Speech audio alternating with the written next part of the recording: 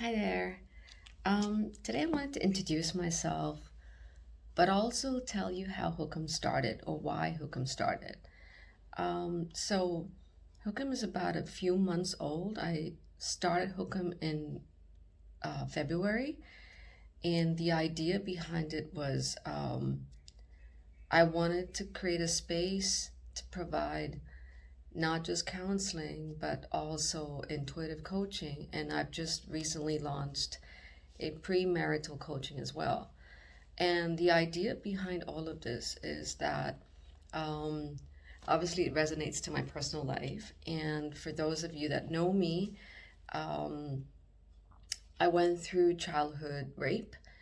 And because of that, um, for the longest time, not only was I compartmentalizing it, but I didn't actually know that it took place. And that has a lot to do with um, the severity of the brainwashing.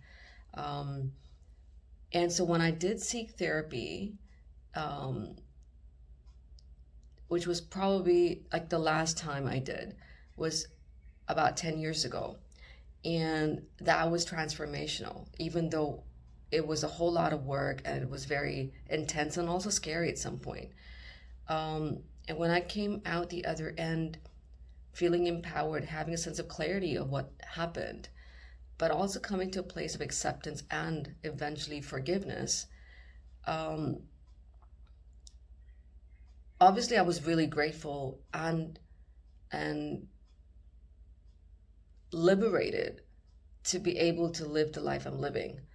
Um, and over the period of time, I've had a lot of opportunity to have different mentors sort of bring an impact into my life, whether they were Buddhist monks, whether they were face reading teachers, whether they were my counselors, um, spiritual leaders.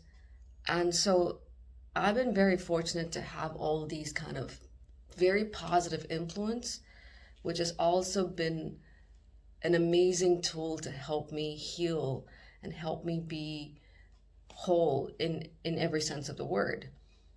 And so when I was and so I went back to school and got a master's in counseling, and did all the work to understand what it's like to be on the other side of the therapy room, um, and to have all the skill set to be able to help someone else. And so what this is really what I'm trying to explain here badly is that Hookum is that platform that I want to give to others that I was given.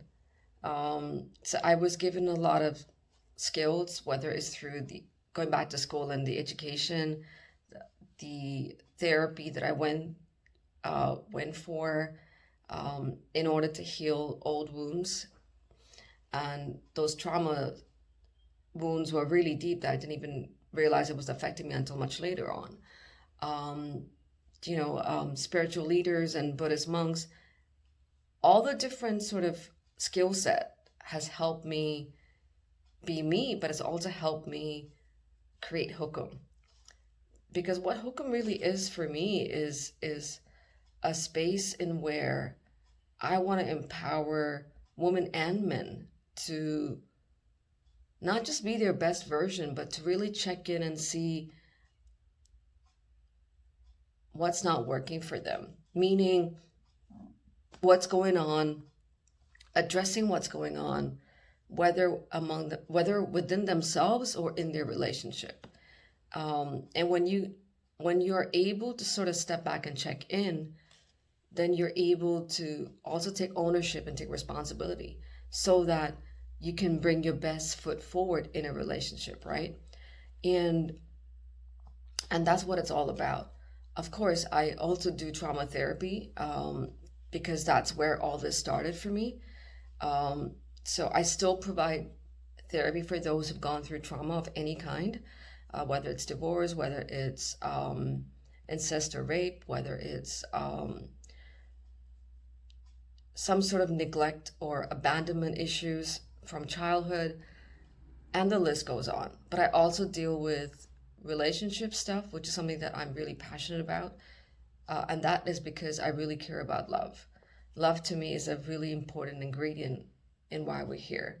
Um, so I just want to introduce myself so that you all know who I am, but also why Hukam is what it is. And if you're curious to understand what Hukam means, Hukam just basically means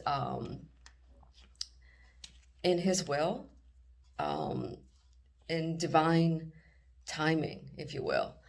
And the reason I call my practice Hukam is because there's two components to everything. There's one component of us doing our bit, our part. And sometimes we also need to let go and let things happen when it's meant to unfold. Like universal timing is really important. So it's trusting both. And because my late grandfather always used the word hukum, meaning like if he wills, things shall be type of thing. It doesn't mean sit back and not do anything. That's quite different, right? You still have to do your bit, but also let go, right? And the let go bit is where hukum comes in. Um, so yeah, this is kind of long, but I just wanted to sort of introduce myself, introduce who I am and why this is all about, what this is all about. And yeah, thank you.